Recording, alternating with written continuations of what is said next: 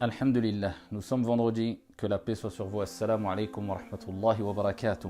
En guise d'introduction, Sallu ala al-Mustafa, priez sur le prophète alayhi salatu wassalam. Qu'est-ce que la prière sur le prophète sallallahu alayhi wa sallam? On demande à Allah subhanahu wa ta'ala de faire l'éloge du prophète alayhi salatu wassalam lorsque nous disons Allahumma salli ala Muhammad.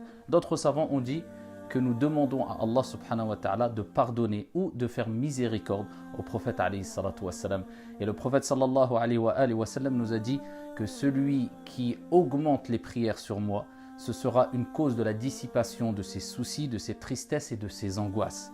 Et le prophète alayhi salatu wassalam nous a recommandé de multiplier les prières sur lui le jour du vendredi. Nous sommes vendredi, dites Allahumma salli wa sallim ala Muhammad, conformément à la parole divine où Allah nous dit dans le Coran Ya ayyuhalladhina amanu sallu alayhi wa sallimu taslima. Ô vous qui avez cru, priez sur le prophète et adressez-lui vos salutations. Mes honorables frères et sœurs, nous sommes dans une situation un peu particulière. Les mosquées sont fermées, les gens sont dans un confinement, nous sommes chez nous, les portes sont fermées, mais une chose est sûre. Wallah, il faut rester optimiste. Et il faut savoir que les portes du clément, les portes de la miséricorde divine, les portes du repentir, les portes de notre Seigneur Tabaraka wa Ta'ala restent ouvertes. Et il est possible pour nous toutes et tous de faire des actions qui nous permettent d'avoir la récompense, ou plutôt une meilleure récompense qu'une personne qui resterait enfermé dans une retraite pieuse, spirituelle, pendant un mois dans l'adoration, dans la mosquée du prophète Mohammed alayhi salatu wassalam à Médine, tout en sachant qu'une prière surérogatoire dans la mosquée du prophète à Médine a la valeur, a la récompense ou apporte la récompense de 1000 prières. Eh bien, nous qui sommes privés quelque part des mosquées aujourd'hui, nous qui sommes chez nous aujourd'hui, eh bien, on peut avoir cette récompense et de manière très facile. Preuve en est que les portes du miséricordieux ne sont pas fermées, les portes du bien ne sont pas fermées et il y a beaucoup de voies qui nous permettent de faire du bien. Et pas qu'un seul bien, mais énormément de bien. C'est pour cela qu'Allah subhanahu wa ta'ala nous dit dans le Saint-Coran Fastabiqul khayrat. Concurrencez-vous les uns les autres. C'est pas dans une œuvre de bien, dans les œuvres de bien, car les voies du bien et les actions de bien sont nombreuses, sont multiples. Et c'est une miséricorde divine. Parce qu'Allah subhanahu wa ta'ala nous permet à travers la multiplication des voies de bien de se concurrencer les uns les autres. Et certaines personnes ont plus de facilité dans certaines actions que dans d'autres actions. Donc les voies sont nombreuses. Les portes de la miséricorde divine sont nombreuses. Les portes de ton Seigneur sont nombreuses. Il suffit de frapper à la bonne porte. Ayyuhal ikhwatul kiram, ayyatuhal akhawat. Le prophète sallallahu alayhi wa sallam nous a dit dans un récit extraordinaire des recommandations, nous a donné des recommandations qui pour toutes celles et ceux qui les mettront en application seront énormément bénéfiques pour sa vie d'ici-bas et pour son au-delà, insha'Allah ta'ala. Ce récit est rapporté par l'imam At-Tabarani avec une chaîne de transmission bonne. Un homme est venu voir le prophète alayhi salatu wassalam et il lui dit « Ô messager d'Allah, ya Rasulallah, regardez les questions que posaient les compagnons. Et les compagnons, quand ils posaient des questions, ce n'était pas simplement pour poser des questions, mais c'était pour mettre en application la réponse prophétique. Et ils cherchaient les meilleures des questions afin d'avoir la meilleure ou les meilleures des réponses. Radiyallahu anhum. Et il dit, quelles sont les personnes les plus aimées auprès d'Allah? Et quelles sont les actions les plus aimées auprès d'Allah? Donc il a tout réuni lui. Quelles sont les personnes les plus aimées auprès d'Allah? Si Allah t'aime, tu as tout gagné. Si ton Seigneur t'aime, tu as tout gagné.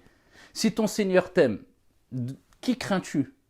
Si ton Seigneur t'aime, de quoi as-tu peur? Si ton Seigneur t'aime, qu'espères-tu de meilleur?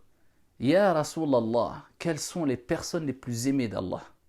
Et il dit, et quelles sont les actions les plus aimées de Dieu, d'Allah subhanahu wa ta'ala? Le prophète alayhi salatu wassalam, il répond de manière très concrète et très résumée et très simple à une question très complète, très résumée et très simple, mais énormément bénéfique. Il dit ahabbun nas ilallah anfa'uhum linnas. Première réponse. Il dit les personnes les plus aimées auprès d'Allah subhanahu wa ta'ala sont ceux qui sont les plus utiles, bénéfiques pour les autres. Preuve en est que c'est pas parce que les mosquées sont fermées, et ça c'est dans l'intérêt général pour la préservation de la vie, et c'est parmi les finalités de notre noble religion, que les actions vont s'interrompre. Non, mais il y a multiples voies pour se rapprocher de notre Seigneur. Et le prophète nous rappelle que les meilleurs des gens, ce ne sont pas ceux qui prient le plus, bien que la prière fait partie des piliers de l'islam, c'est un pilier obligatoire et impératif. Mais je parle des prières surérogatoires. Il n'a pas dit c'est celui qui va prier beaucoup la nuit, c'est celui qui va jeûner beaucoup la nuit, la journée. Mais il dit, alayhi salatu wassalam, non, c'est celui qui préserve cette relation avec les autres, avec son entourage, cette relation sociale. Et il dit, ahabbun nas ilallah anfa'uhum linnas. C'est les meilleurs auprès de Dieu, les plus aimés auprès de Dieu. Ahabbun nas ilallah anfa'uhum linnas. Donc ceux qui vont être utiles pour les gens. C'est-à-dire c'est des clés du bien. C'est des clés du bien ambulantes. Où qu'il aille, il aide. Où qu'il aille, il est utile. Il tend la main pour aider, pas pour recevoir. Il est le premier à rendre service et ne pas chercher ici des services. Quand il peut être bénéfique pour les autres, eh bien il l'est. Et il se précipite fastabiqul khayrat, car il sait que Dieu nous a dit de se hâter à faire le bien.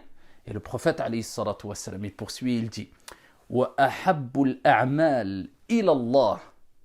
Et les actions les plus aimées auprès d'Allah, qu'est-ce que c'est? C'est quoi ces actions-là? Donc le compagnon attendait la réponse pour les faire, pour se précipiter à les mettre en application. Il dit alayhi salatu wassalam, des choses qu'on néglige énormément. C'est pour ça que je vous dis c'est un hadith, un récit parmi les récits les plus extraordinaires. Il dit sururun tudakhiluhu ala muslim. Il dit la joie, une joie que tu fais entrer chez un de tes frères, une de tes sœurs musulmans. C'est-à-dire que tu rends joyeux ton frère, tu rends joyeux ta sœur. Tu fais que cette personne-là qui est en face de toi, à travers ta bonne parole, à travers ta bonne annonce, eh bien il est heureux. Bashiru wa la tunaffiru. Le prophète alayhi salatu wassalam nous dit dans un hadith, annoncez les bonnes nouvelles et ne faites pas fuir. Parce qu'il y a des gens aujourd'hui qui sont experts en la matière quant au fait de faire fuir les gens. Ils aiment répandre des mauvaises nouvelles. Quelquefois même si c'est des rumeurs, peu importe. Son but c'est de faire peur. Surtout dans notre période ou dans cette période dans laquelle nous vivons aujourd'hui. Les gens ne se préoccupent pas. Est-ce qu'il va apeurer les autres? Est-ce qu'il va angoisser les autres? Est-ce que, je ne dis pas que quelquefois des annonces alarmantes, difficiles, dures, qui font peur, ne doivent pas être annoncées, surtout pour mettre en garde. Il le faut quelquefois. Mais quand l'information est passée, stop! Bashiru wa la tunaffiru. C'est la règle de base. Dieu se met en colère, mais Dieu est miséricordieux. Mais le prophète sallallahu alayhi wa sallam a dit que la miséricorde d'Allah a vaincu dans une version, a dépassé dans une autre version la colère d'Allah subhanahu wa ta'ala. Et Allah azza wa jalla a écrit ça dans un livre, kataba fi kitabin wa huwa indahu fawqa al-arsh. Le prophète alayhi salatu wa sallam, il dit, Allah azza wa jalla a écrit dans un livre qui est auprès de lui, fawqa al-arsh, au-dessus du trône, ma miséricorde a devancé ma colère. Donc il faut que nos bonnes nouvelles soient beaucoup plus importantes que les mauvaises nouvelles et les mauvaises annonces qu'on informe. Donc, bashiru wa la tunaffiru. Et ça, c'est un des actes d'adoration les plus grands, les plus méritoires, les plus aimés auprès d'Allah. Sache que quand tu prends ton téléphone, tu annonces une bonne nouvelle à ton frère et cela va faire qu'il va être joyeux, heureux. Sache que tu as fait ahabbul a'mal ila Allah azza wa jal. L'action la plus aimée auprès de Dieu. Sururun tudakhiluhu ala muslim. Et il continue. Et il dit ou le fait de dissiper une peine à ton frère. Le fait de dissiper une peine. On a tendance à répéter nos peines aux gens. Et les gens aiment se vider quelque part. J'ai des problèmes, j'ai des soucis, mais avant cela, il faut se plaindre auprès d'Allah subhanahu wa ta'ala. Ça ne veut pas dire qu'on n'a pas le droit de se plaindre auprès des gens. Surtout quand il y a un intérêt. Mais on doit garder le maximum ces problèmes, ces soucis, ces malheurs entre nous et Dieu. Tant qu'il n'y a pas d'intérêt de les exposer à d'autres personnes. Mais les gens aiment se vider quelque part et à répéter leurs peines. Mais ils oublient que eux aussi, ils ont ce rôle d'écouter les peines des autres. De réconforter son frère quand il a une peine. de dissiper la peine de son frère. Celui qui est en face de toi, ce n'est pas un robot. Celui qui est en face de toi, même si c'est un bon conseiller, lui aussi, il sera face à des situations tragiques et difficiles. Est-ce que tu as pensé à aller lui remonter le moral, à dissiper sa peine, à être à côté de lui, à l'encourager, à faire rentrer la joie dans son cœur, à l'accompagner? Eh bien ça fait partie des œuvres les plus salutaires, les plus aimées auprès d'Allah subhanahu wa ta'ala. Le prophète, il dit tout de suite après, le fait de faire rentrer la joie dans le cœur de ton frère, il dit le fait de dissiper une peine à ton frère. Et ça, c'est des actions qui sont énormément méritoires. Il dit ou, je poursuis le hadith, ou le fait de régler une de ses dettes. Ton frère a une dette, eh bien tu fais tout pour régler cette dette-là. Ou alors s'il te doit de l'argent, rappelle-toi du hadith. Le prophète sallallahu alayhi wa sallam, il dit Rahimallahu rajulan, samhan idha ba'a, samhan idha ishtara, samhan idha iqtada. Qu'Allah fasse miséricorde à un homme qui est indulgent quand il achète, quand il vend et quand il réclame son dû. C'est-à-dire que quand tu achètes, tu négocies, mais pas trop. Il ne faut pas exagérer. Quand ici tu vends, tu essaies d'avoir un bon prix, mais n'exagère pas trop. Ici, garde une limite aussi. Sois pas trop dur. Et quand tu réclames ton dû, on te doit de l'argent, sois indulgent, sois miséricordieux. Et ici, ça ne veut pas dire que c'est la porte ouverte à ceux qui doivent de l'argent aux gens. Ah bah c'est bon, il va lui sortir le hadith afin de s'échapper de l'argent qu'il doit ou de sa dette. Le prophète sallallahu alayhi wa sallam, il dit dans un autre hadith, il dit que l'âme du croyant reste suspendue. Celui qui doit de l'argent, tant qu'il a des dettes qui n'ont pas été remboursées. C'est-à-dire qu'il ne pourra pas être fixé quant à sa place méritoire, incha'Allah, dans l'au-delà, tant qu'on n'a pas remboursé ses dettes. Donc le fait d'avoir des dettes, ce n'est pas quelque chose de louable, sauf dans une nécessité ou autre. Mais si quelqu'un te doit de l'argent, après que vous avez fixé un délai, etc., s'il te doit de l'argent, tu vois qu'il est dans une difficulté, de repousser un peu la date, cela fait partie des meilleures des actions.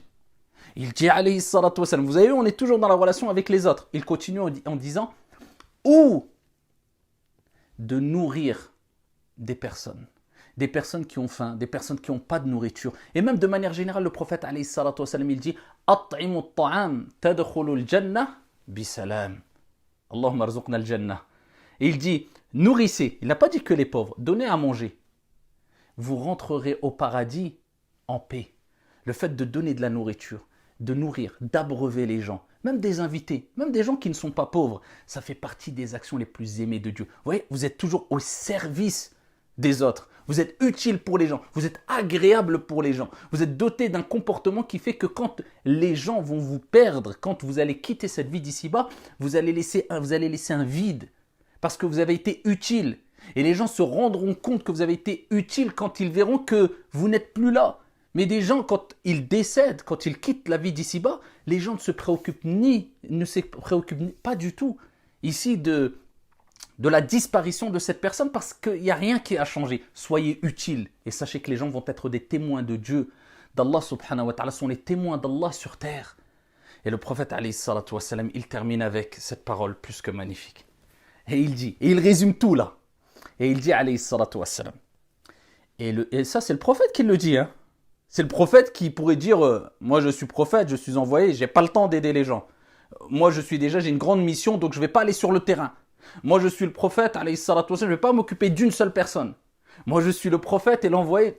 Il dit, alayhi salatu wa salam, avec toute simplicité, modestie, piété, amour, fraternité. Le fait que je marche avec une personne qui a un besoin, mais préférable, ahabbu ilayya min an a'takifa fi hadha al-masjid shahran.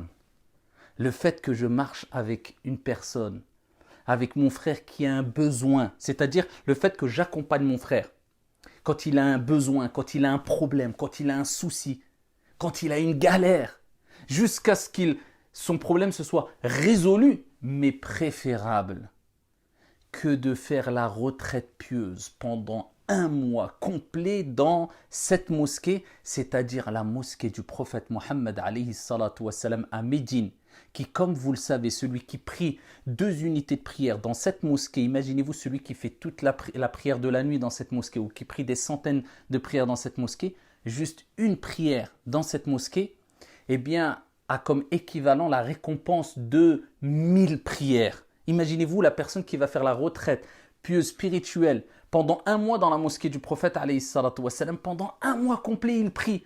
Combien de récompenses il va amasser? Eh bien le prophète il dit, il m'est préférable. Toi tu as la capacité de le faire, d'être avec mon frère en respectant les priorités, de manière intelligente et sage, pas n'importe comment. Parce que certaines personnes pensent faire le bien alors qu'ils font le mal, attention. Mais quand tu sais que tu vas être bénéfique, et que tu vas être utile, et que tu respectes les priorités, eh bien à ce moment-là, le fait de venir en aide à ton frère, de l'accompagner jusqu'à ce qu'il règle son problème, son souci, tu dissipes par la permission divine son souci, son problème, tu l'accompagnes, c'est préférable que si tu allais dans la mosquée du prophète à Médine pendant un mois sans y sortir. Alayhi salatu wassalam. C'est pour cela que je vous dis, les portes du bien restent ouvertes. Et ils sont nombreuses. Et celui qui veut faire partie des meilleures des personnes et faire les meilleures des actions, c'est très facile. Ce hadith-là, il est plus qu'extraordinaire car il est dans la capacité de tout à chacun d'appliquer ce hadith-là.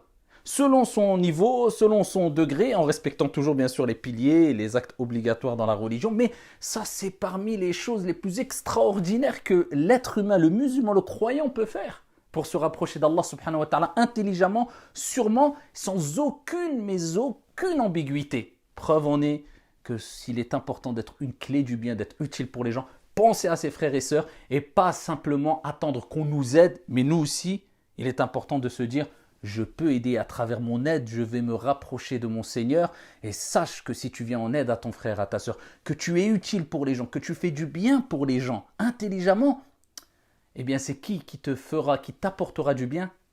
Allah subhanahu wa ta'ala sera ton garant. Hasbunallah wa ni'mal wakil. Allah nous suffit et quel bon garant, quel meilleur garant qu'Allah azza wa jal. Allah c'est le meilleur des garants, le prophète il dit Man kana fi hajati akhihi kana Allahu fi hajati. Celui qui vient en aide à son frère, Dieu viendra en son aide. Que Dieu vous préserve, qu'Allah subhanahu wa ta'ala bénisse votre journée du vendredi, qu'Allah vous bénisse, vous préserve, qu'Allah subhanahu wa ta'ala vous préserve de tout mal, vous préserve de toute maladie, vous préserve de soucis, des tristesses et qu'Allah subhanahu wa ta'ala répande la joie dans vos cœurs, dans vos demeures, dans votre entourage, qu'Allah subhanahu wa ta'ala, notre Seigneur tabaraka wa ta'ala, fasse miséricorde à nos défunts, qu'Allah bénisse nos parents, qu'Allah bénisse nos enfants et nos familles et qu'Allah azza wa jal nous apporte à toutes et à tous paix et sérénité ici-bas et dans l'au-delà. Allahumma salli wa sallim ala Muhammad. Wassalamu alaikum wa rahmatullah.